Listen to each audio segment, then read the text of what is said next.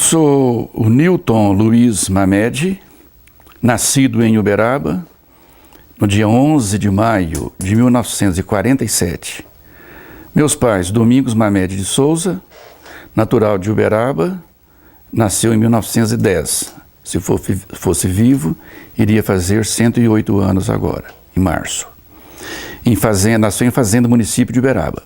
E minha mãe, Joana Paixão de Souza, e nascida em Itapajipe, em Fazenda, município de Itapajipe, perto de Frutal e Iturama, entre Frutal e Iturama.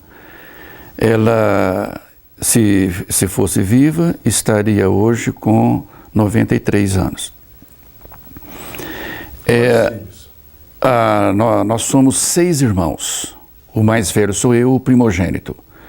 4 homens, eu, Newton, depois Nadir, Hélio, Elcio. Depois, no intervalo de 5 anos e meio, aí nasceram 2 mulheres, Maria Joana e Marilene.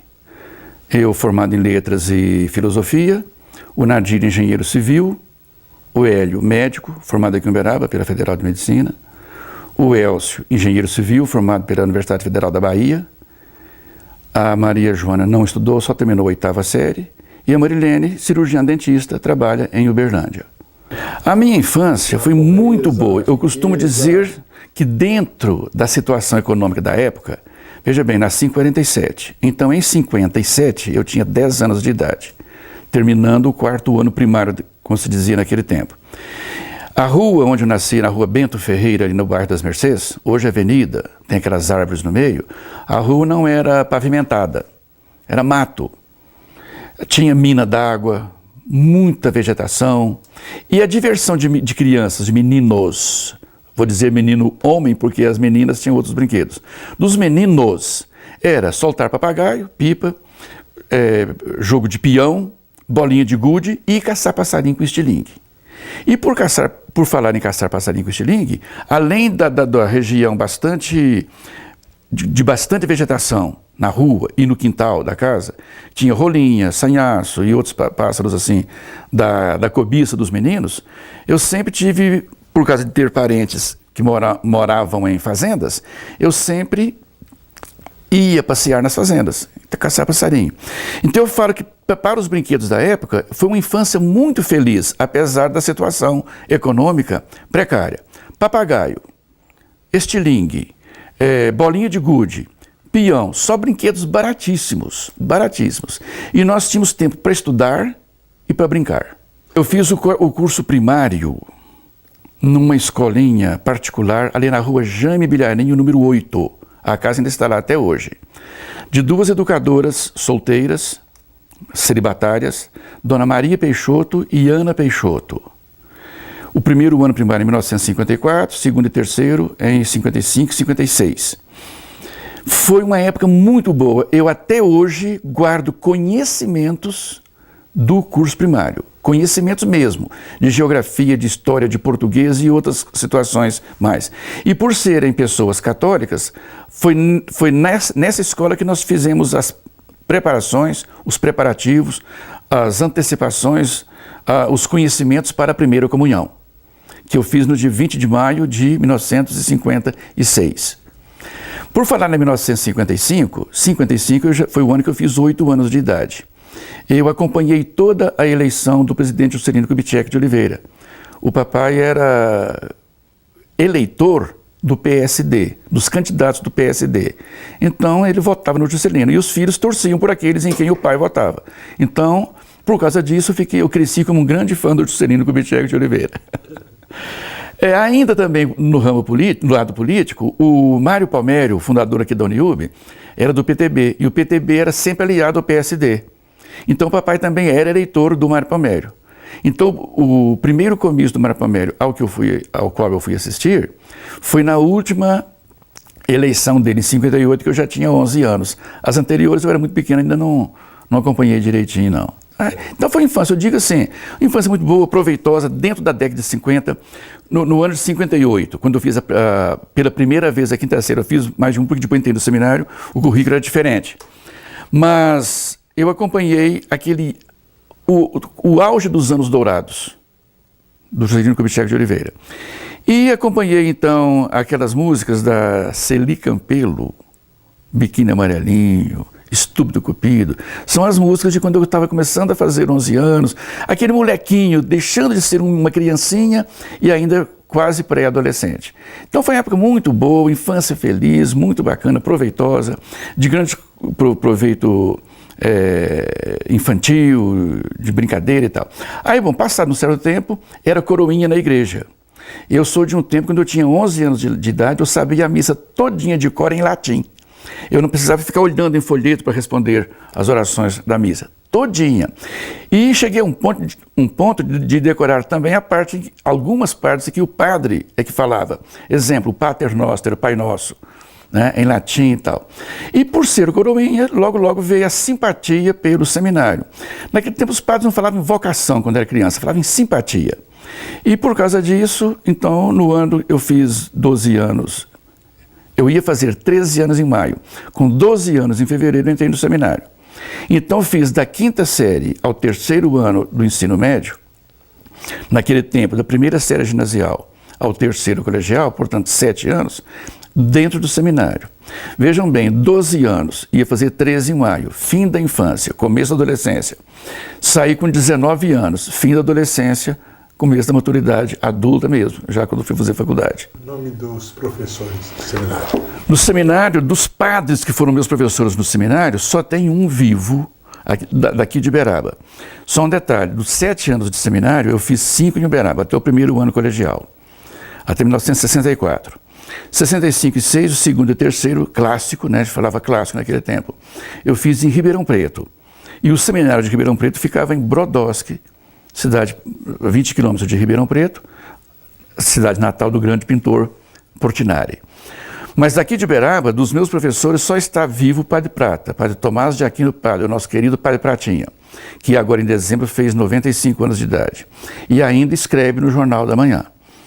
Agora, foram meus professores, o Monsenhor Genésio Borges, que foi o capelão durante muitos anos do Santuário da Medalha Milagrosa, Padre Vicente Amoroso dos Santos, vigário da São Benedito, Padre Ed Bernardes, intelectual, o Monsenhor Jorge Tomás Fialho, que também foi reitor, um padre que depois foi para a Conquista, voltou para a Conquista, ele era natural de lá, Padre Pedro Magalini, e o Padre Flávio Silva. Padre Flávio Silva, natural de Veríssimo, foi meu professor de latim e de português. E um padre que foi meu professor de francês, de geografia, de história e de ciências, Padre Sebastião Bernardes Carmelita, que morava ali na rua Bento Ferreira, quase quase cruzamento com a Avenida Alexandre Barbosa. Saí, depois de ter passado em Brodowski, né? Lá em Brodowski eu vou citar só apenas um padre que ainda está vivo, é o arcebispo emérito de Campinas, Dom Gilberto Pereira Lopes, hoje praticamente se locomovendo só em cadeira de rodas. E é o arcebispo emérito de Campinas. Aí, bom, saí do seminário. Mas veja bem, o que foi 1965, 66? Meio da década de 60. 64, eu aqui em Uberaba, 31 de março, 1º de abril, o golpe militar. Vou para Brodowski, Ribeirão Preto, 1965. O primeiro ano assim, em que a ditadura começou a se firmar, 64 foi só aquela complicaçãozinha, aí fizeram a prorrogação do mandato do Castelo Branco. 65, na igreja, a missa passando a ser em português, nas línguas vernáculas de cada país, os padres não usando mais a batina, as irmãs começando a participar da vida paroquial, os seminaristas nos fins de semana indo para as paróquias e não só mais trancafiados no seminário. No mundo, no Brasil, o Iê, a Jovem Guarda, Roberto Carlos, Vanderleia. No mundo, os Beatles, lá de fora. Influência aqui, meio da década de 60. O estoque depois. Foi 68, né? Lá nos Estados Unidos. Quer dizer, aí eu já estava no 2º ano de faculdade. Então, meio da década de 60, meus 2 últimos anos de seminário, definiram muito a minha vocação por não ser padre, a minha antivocação sacerdotal. O mundo todo em rebuliço. As mulheres passando a usar a pílula anticoncepcional, a revolução feminina, a famosa queima dos sutiãs lá na França para as mulheres se libertarem. Então eu vivi o meio da década de 60, toda essa ebulição cultural, o famoso Maio lá da França, em Paris, nos meus dois últimos anos de seminário, segundo e terceiro ano do ensino médio. Isso foi a minha formação. Aí fui para a faculdade. Eu fiz o curso de filosofia, não mais porque queria ser padre, mas porque eu gostei demais da filosofia. Tanto que as minhas colegas, se vocês viram naquelas fotos, são só mulheres. Nós éramos 4 alunos do curso de filosofia. Fizemos o vestibular, 5 alunos, uma fez só o primeiro ano. Do segundo ano para frente, só 4 que uma saiu. O curso de filosofia foi muito proveitoso para mim, porque foi de 67 a 70. Nesse período, teve a saída do Castelo Branco, a entrada do Costa e Silva. 68, no fim do segundo ano, em dezembro, eu tinha passado o terceiro ano. O famoso AI-5, dezembro de 68, dia 13 de dezembro, uma sexta-feira. 69, adoeceram o presidente Costa e Silva. Assumiu o governo em outubro os 3 ministros militares, para em dezembro eleger o Médici, que tomou posse em 70. Aí sim, aí ele pegou o AI-5 e fez valer do jeito que ele quis. A ditadura brava, brava mesmo. 70, primeiro ano de governo do Médici, foi meu último ano de formado em filosofia. Fui orador da turma, fiz um discurso. Para a época, eu achava que ele foi subversivo. Hoje eu acho que ele foi muito suave. Mas não me incomodaram por causa do discurso que eu fiz, não. 71, comecei letras, terminei em 74. Aí fiquei em 75 aqui. Meio de 76, em julho, portanto 1 ano e meio depois de formado, eu fui fazer a pós-graduação, especialização, só especialização, em Belo Horizonte pelo PREPS. Só que naquele tempo a especialização valia por 2 mestrados de hoje, a gente pode até fazer essa brincadeira, porque via todas as áreas. Eu fui aluno de professor de gramática, Evanildo Bechara, de gramática histórica, Evanildo Bechara, de fonologia, Ione Leite, do Rio de Janeiro, semântica, Milton José Pinto, do Rio de Janeiro, e em 2 disciplinas, uma parte de sintaxe e outra de estilística, que hoje nem existe com esse nome nos currículos de letras, a Antonieta, lá de Belo Horizonte, Maria Antonieta Antunes Cunha. Foram meus professores lá no curso do PREPS em Belo Horizonte. Eu destaco com bastante alegria e satisfação o Evanildo Bechara, autor de gramática, e a Maria Antonieta Antunes Cunha, lá de Belo Horizonte, que é uma grande educadora, está sempre aí ainda na ativa, aparecendo pela televisão e tal. Então essa foi a minha trajetória da minha infância à pós-graduação. Como professor, quando eu fazia o primeiro ano de faculdade, foi o meu primeiro salário, que eu paguei a faculdade com as minhas custas, com os meus rendimentos. Meu pai não podia custear isso. Então, os 2 primeiros anos de profissão, eu lecionei só no seminário. E o seminário inverteu. O que eu ganhei de lá, depois eu aprendi e lecionei lá, e foi meu emprego remunerado, mas não reconhecido.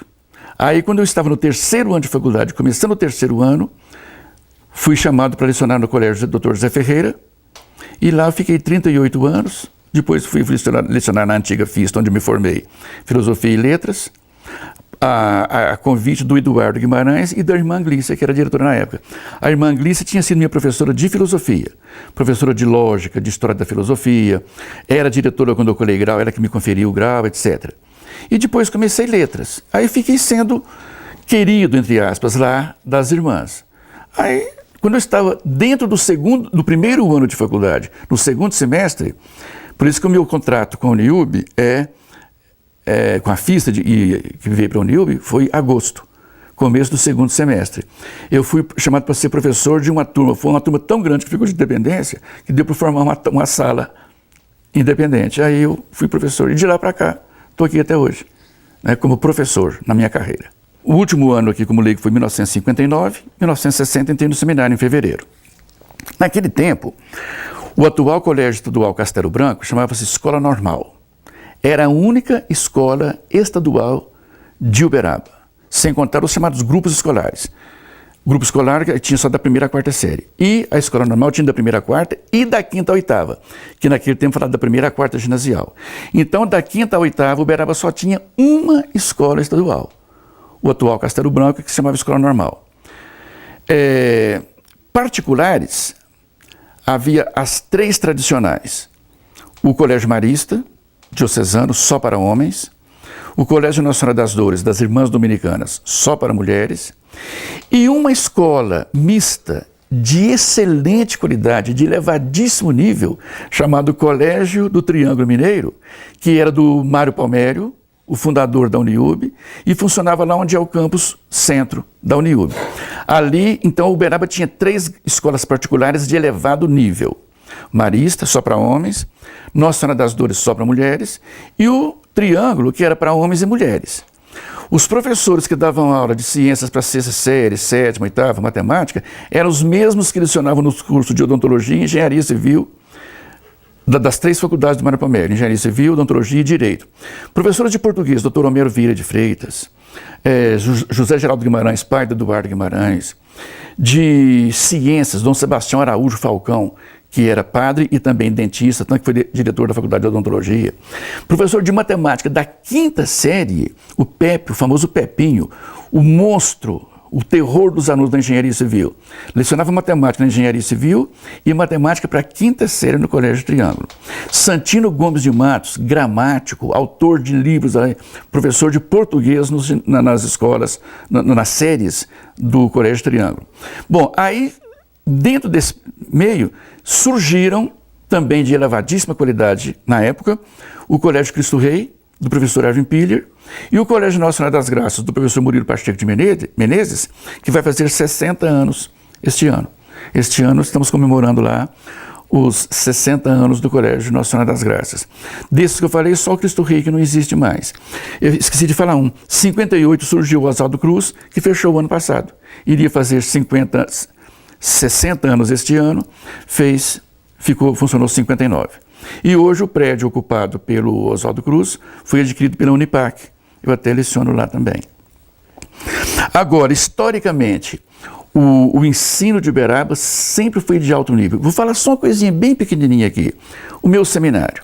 Se até o primeiro colegial eu fiz em Uberaba, e em Ribeirão Preto, estado de São Paulo, eu fiz o segundo e o terceiro, aqui o nosso currículo era tão avançado que lá em Ribeirão Preto eu peguei dispensa de disciplinas. Por exemplo, grego. A disciplina grego, aula de grego. Lá em Brodowski era no primeiro, segundo e terceiro colegial. Aqui em Uberaba era na 8ª série, primeiro e segundo. Então, como eu ia ter 4 anos de aula de grego, quando eu fui para lá eu fiquei dispensado. Eu tive uma dispensa. Aulas de filosofia. Nós tínhamos filosofia no primeiro colegial. Lá no Seminário de Ribeirão Preto, só no terceiro. Então, no meu currículo de ensino médio, eu tenho 2 anos de filosofia, primeiro e terceiro. Mas se eu tivesse estudado só em Ribeirão Preto, seria só 1. Então, as escolas aqui são de alto nível. Mais uma coisa, o conhecimento de geografia. Até hoje, no estado de São Paulo, tem gente que pensa que Triângulo Mineiro são 3 pontas, Uberaba, Uberlândia e Araguari. Há pouco tempo, em 2012, por aí, tem uns 5 anos, eu conversando com gente de São Paulo, falei que o Triângulo Mineiro tem mais de 20 cidades. Alguém lá do estado de São Paulo que tem curso universitário falou assim, mas não são só 3? Triângulo, Uberaba, Uberlândia e Araguari. Falei, não, gente, aquele bico do mapa de Minas Gerais, que parece um bico de passarinho, aquele bico chama-se triângulo. Falei, claro que não é um triângulo geométrico, porque tem 3 ângulos da ponta da emenda do Rio Paranaíba, com o Rio Grande, que forma o Rio Paraná, e depois uma curva para cima e uma curva para baixo. A para baixo do Rio Grande, a para cima do Rio Paranaíba, que forma o Triângulo Mineiro, que pertence ao estado de Minas Gerais. As pessoas ficam me olhando assim, falam assim, como é que você sabe isso? Falei, porque eu estudei a 5ª série, a 6ª, e tive esses conhecimentos. Então eu acho que nesse ponto, o nível de ensino em Uberaba sempre eu considerei elevado. Independentemente das escolas. Nesse meio de escola que eu falei aí, eu não mencionei o Colégio José Ferreira, porque historicamente ele era um colégio gratuito. Chamava-se, a entidade mantenedora, era Campanha Nacional de Educandários Gratuitos, CNEG. Então o aluno não pagava mensalidade. Tinha só, tinha da 5ª série, não tinha primário. Da 5ª série ao 3º ano colegial.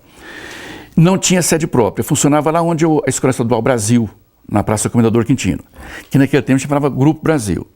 Então o Estado emprestava, ou doava, porque a escola era, embora fosse particular, mas não era, os alunos não pagavam, o curso noturno, para o prédio funcionar à noite. Então só existia o Colégio Zé Ferreira à noite. Aí com o golpe militar de 64, o governo parou de subvencionar a escola. Começando em 65, tinha duas saídas, ou fechava ou virava particular. Aí virou particular.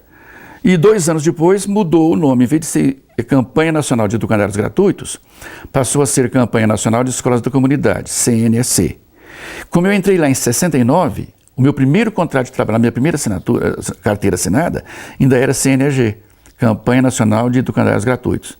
Oficialmente, no final de 69, é que virou a CNEC. Então é um colégio que começou a ter nome na cidade muito depois, quando já existia Marista, Nossa Senhora das Dores, Nossa Senhora das Graças, Cristo Rei e Triângulo. Quanto ao Marista e Nossa Senhora das Dores, em 69 o Marista passou a ser misto, passou a ter aluna. E em 70 o Nossa Senhora das Dores passou a ter alunos do sexo masculino. Antes, então, o Marista era só masculino, Nossa Senhora das Dores só feminino. A Uniub, a história é 1947, o professor Mário Palmério, ainda só professor, não tinha nenhum cargo político, ele fundou a Faculdade de Odontologia do Triângulo Mineiro. Por uma honra minha, em 1947, o ano que eu nasci, então eu tenho a mesma idade da Uniub. Só que eu sou um pouquinho mais velho, eu sou de maio e a Uniub foi fundada em novembro. O primeiro curso, novembro de 67. O primeiro ano já começou a funcionar em 68, 48, 950, 50 formou a primeira turma. Naquele tempo o curso era só de 3 anos, curso de odontologia. Depois, em 51, Mário Palmério fundou o curso de Direito e em 56 o de Engenharia Civil. Então, a vida universitária de Uberaba era da família Palmério, do Mário Palmério, do homem Mário Palmério. 3 faculdades, odontologia, Engenharia Civil, Direito. As irmãs tinham fundado, em 1949, a Faculdade de Filosofia, Ciências e Letras Santo Tomás de Aquino, onde hoje é o Colégio São Judas e atualmente Rubem Alves, na rua Governador Valadares. Então, 47, Odontologia, 49, Filosofia, Ciências e Letras. Então, são as 2 primeiras faculdades de Uberaba. Filosofia, Ciências e Letras, porque tinha curso de letras, tinha curso de jornalismo naquele tempo, tinha curso só de geografia, só de história. E o de letras era curioso, chamava-se Letras Neolatinas, que era português, francês e latim, o italiano e não o espanhol, e tinha letras anglo-saxônicas, alemão e inglês. Mas era assim, era turmas com 8 alunos, com 5, né, e as irmãs mantinham isso. Então, as 3 do Mário Palmério e a Filosofia, Ciências e Letras das Irmãs Dominicanas.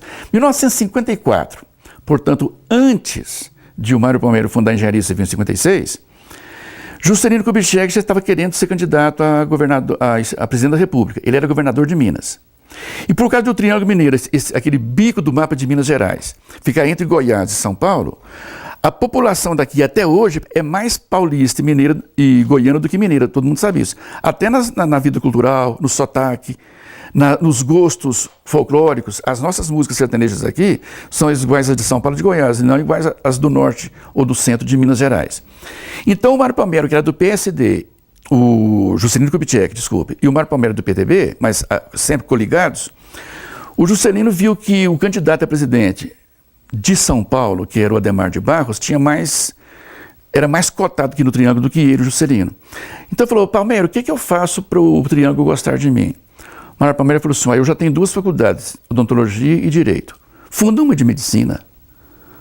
O Juscelino, mas se dá certo, não dá e tal. Resultado, fundou a Faculdade de Medicina em 1954, 55 já funcionou o primeiro ano, o Juscelino foi candidato e foi eleito.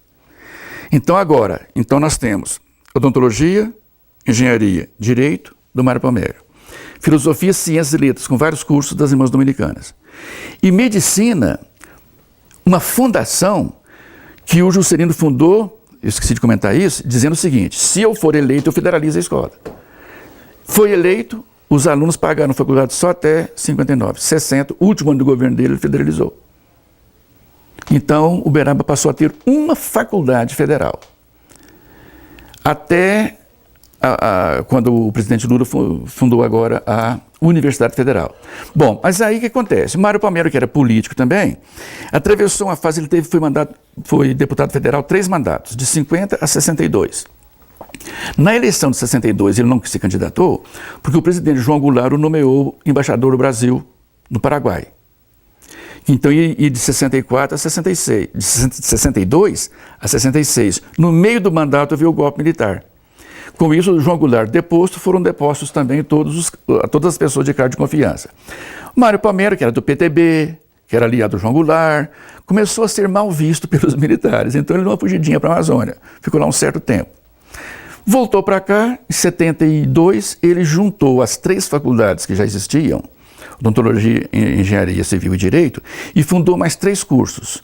O curso de Educação Física, o de Psicologia, e um curso de Comunicação Social, que foi o de Publicidade e Propaganda. Com esses 3 cursos, mais os 3 que existiam, em 72 ele transformou em Faculdades Integradas de Uberaba, com a sigla FIUB. Pronto. Que era uma espécie assim, de embrião para a universidade. Já tinha 6 cursos. Bom, passado um certo tempo, 2 anos depois, o curso de Comunicação Social não vingou aqui. O que o professor Mário Palmério fez? Concedeu a transferência dos alunos que estavam matriculados aqui em Publicidade e Propaganda para ir para a FISTA fazer jornalismo. E foram. Aí, em 77, o professor Mário Palmério foi para a Amazônia, no final de 77, começo de 78, e deixou o Marcelo Palmério aqui, gerindo, administrando a FIUB, Faculdades Integradas de Uberaba, mas havia aquele embrião de faculdade há muito tempo. Quando viram que para ser faculdade tinha que ter também cursos da área de educação, e as irmãs dominicanas já querendo deixar a direção das faculdades integradas São Tomás de Aquino, antiga Faculdade de Filosofia, então as irmãs venderam a faculdade para a Uniub. Então a Uniub, comprando a FISTA, passou a ter os cursos de educação e os que ela já possuía. Nesse meio tempo foi criando mais cursos, criando. Quando foi em 87, o professor Mário Palmério voltou da Amazônia, em 88 ele transformou em universidade. Então aqui virou Universidade de Uberaba no dia 25 de outubro de 88. Essa trajetória. Com isso, a empresa, a Sociedade Educacional Uberabense, mantenedora da Uniub, do ponto de vista assim, empresarial e jurídico, é como se ela fosse dona da FISTA desde quando a FISTA foi fundada. Por isso que eu, que entrei na FISTA como professor em 71, e só em 81 que viemos para cá, mas como empresa é como se eu estivesse aqui desde 71. Então eu tenho de Uniub como empresa toda, em agosto eu faço 47 anos de Uniub. Depois do reitor Mário Palmério, o funcionário mais antigo de todos daqui, incluindo zeladores, né, jardineiros, professores e tal, o mais antigo aqui sou eu. Eu costumo brincar dizendo que eu passei por vários estados civis. Primeiro, seminarista, então, portanto, celibatário. Depois, ex-seminarista, então poderia namorar e tal. Mas como eu sempre fui uma pessoa muito ponderada, raciocino demais, racionalizo demais, eu pensei, como que eu vou poder ter uma namorada se o que eu ganho mal dá para comprar 2 calças, enquanto lava uma, usa outra? E 2 camisas. Como é que eu vou manter uma namorada? Pagando cinema, presentes. Então eu fiquei os 4 anos de filosofia sem namorada. Quando eu comecei a lecionar no Colégio José Ferreira, no 3º ano de faculdade, que comecei a ganhar melhor, aí no fim do 4º ano de filosofia, portanto depois de 2 anos de Colégio José Ferreira ganhando um pouquinho melhor, é que eu tive minha primeira namorada. Aí fiz os 4 anos de letras com essa namorada. Quando eu estava no 4º ano, ela adoeceu, teve uma doença muito grave, chamada lúpus. O professor Décio a conheceu. E aí eu tive que namorar mais tempo, namorei mais 5 anos, a ver como é que é a doença. Então foram 9 anos de namoro. Casei, 4 anos e 7 meses depois ela faleceu, então nós não tivemos filhos. Então até eu já tenho, então, seminarista, celibatário, depois ex-seminarista, livre, seminarista com namorada, casado, viúvo. Aí, quando eu fiquei viúvo com 37 anos de idade, o meu tempo foi pequeno de viuvez, porque eu já estava adulto, já tinha casa própria, já estava estabelecido e estabilizado financeiramente. Então comecei a namorar a minha atual esposa, a Carla, que o Décio também conheceu bastante. Aliás, teve um pouquinho de força nisso. Opa! De me entusiasmar. Larga essa bobagem de ficar viúvo o tempo todo, rapaz. O que é isso? Precisa casar. Eu falei, é mesmo, preciso mesmo. Tá? E pronto. Tá? E, portanto, quando o meu primeiro filho nasceu, ele nasceu em abril, eu fiz 40 anos em maio. Porque do primeiro casamento eu não tive filhos por causa da doença da esposa. 2 filhos, o Felipe, que é engenheiro agrônomo, formado pela nossa FASU. O Gustavo, que fez agora 24 anos, 29 anos, dia 24 agora, traz anteontem. O Felipe vai fazer 31 em abril. O Gustavo formou em Direito aqui, pela Uniub, fez concurso público federal. Hoje ele está em Barretos, trabalhando no fórum com o juiz lá. Pelo menos tem uma vantagem, o emprego dele não corre o risco de ser demitido. Tá? Então eu tenho, e um netinho, filho do Felipe, que hoje está com 1 ano e 4 meses. Dia 4 de abril agora ele faz 2 anos. É o meu netinho, chama-se Theo com TH, T-H-E-O, Deus, né, em grego. O Felipe, que é o nome de um apóstolo, né? Então, quer dizer, o lado meio religioso ainda fica um pouquinho, né? E do ponto de vista, assim, de convicções religiosas, eu continuo com a minha convicção religiosa, católica e tal, mas muito liberal. Eu até digo que eu não fui padre, não foi porque não podia casar, não. Eu aguentaria ficar celibatário, mas por causa das ideias. Eu não gostaria de ser preso a ideias. Eu sempre gostei de mudar de partido, mudar de ideia, mudar de opinião, mudar de conceitos, porque o mundo é eterna mudança. Uma coisa, que a esquerda era bonita numa época, é feia no outro tempo, e vice-versa. E também dentro da própria igreja. Certas condutas disciplinares, ou até mesmo de sacramentos, etc., doutrinária, a gente precisa ter também uma certa maleabilidade. Né? De ponto de vista. Vou dar um exemplo bem. Agora, algumas eu sou meio radical. Por exemplo, uma coisa bem famosa aqui: aborto. Eu sempre sou contra, mesmo que eu fosse ateu, porque eu acho que está matando uma vida. Mas por que não sacerdócio de mulheres? Por que padres terem que ser celibatários? Porque historicamente na igreja, o celibato começou no ano 1000, eu acho que alguns falam 1025, outros falam 1070, mas dentro do século XI. Então, durante 1000 anos, padres casavam. O que impede? Por que os pastores das diversas facções protestantes se casam e são excelentes ministros religiosos e tal e tal? Então são certas coisas. Eu não podia ser padre tendo essas ideias, entenderam? Então essa é a minha conduta. Agora, mantenho aquela ética de ser sempre assim, correto, honesto, pontual e de acordo com, associando ciência com religião, sempre. Talvez por eu ter feito filosofia, tem também esses questionamentos, né? Por exemplo, se eu fosse padre, eu tinha que seguir só a filosofia de Santo Tomás de Aquino. Aí eu gostaria de seguir a de Marx, do Sartre e outras mais, por aí. Então, foi esse o meu trajeto pessoal de vida. É o seguinte, a minha conduta toda de professor é sempre um educador. Eu quero que me vejam como um professor de português, um professor que sempre ensina o que é o que ele estudou, o que é o certo, e não de opinião. Se eu emito qualquer conceito na sala de aula, ou num programa de televisão, ou para os outros, tem que ser um conceito que tenha um fundamento. Agora, isso em termos de língua portuguesa. Literatura, aí sim, é sentimento, é emoção, etc. Mas sempre aquela conduta no meu exercício de profissão, eu nunca desprezara a educação. Aqui no curso de jornalismo tem vários ex-alunos. O Rubério Santos é meu ex-aluno, a Denise Mendes, minha ex-aluna, a antiga diretora do Colégio Lavoura e Comércio, a Suzana Jardim, minha ex-aluna, dentro do curso de jornalismo. A Lídia, do Jornal de Uberaba, do Jornal da Manhã, minha ex-aluna. Lá no Jornal de Uberaba tem uma ex-aluna minha, eu só esqueci o nome. Não. Giselda Campos, não.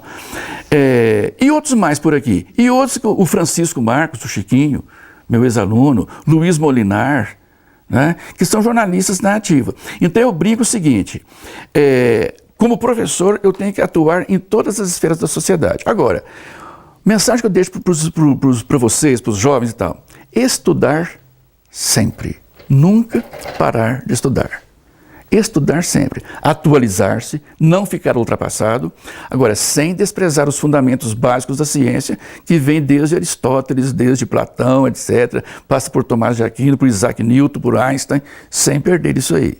Mas sempre o apego ao estudo, estudar sempre. E uma coisa, essa eu não podia deixar de falar. Alguém fala assim: eu vou fazer 71 anos agora em maio. Até hoje eu vejo: gente, Newton, você não parece a idade que tem, não sei o que lá. Qual é o segredo para você conservar-se desse jeito? Eu falo duas coisas. Primeira, bom humor. O bom humor significa não sofrer por causa das mazelas da vida.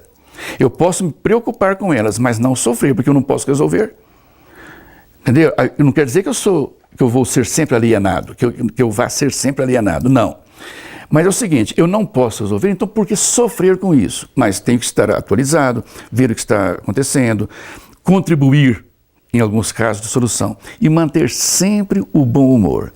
Sempre, sempre o bom humor. Esse aí eu acho fundamental. Não ser uma pessoa triste, carrancuda, tristonha, entenderam? Com a cara feia, sofrendo com... por que você está triste hoje, Nilton? Porque o meu time perdeu ontem. Nada, nada, nada disso. Porque o Temer está fazendo um mau governo. Nada disso. Sempre manter o bom humor. Rir, alegre, de bem com a vida. Esse é o meu lema. Estar de bem com a vida.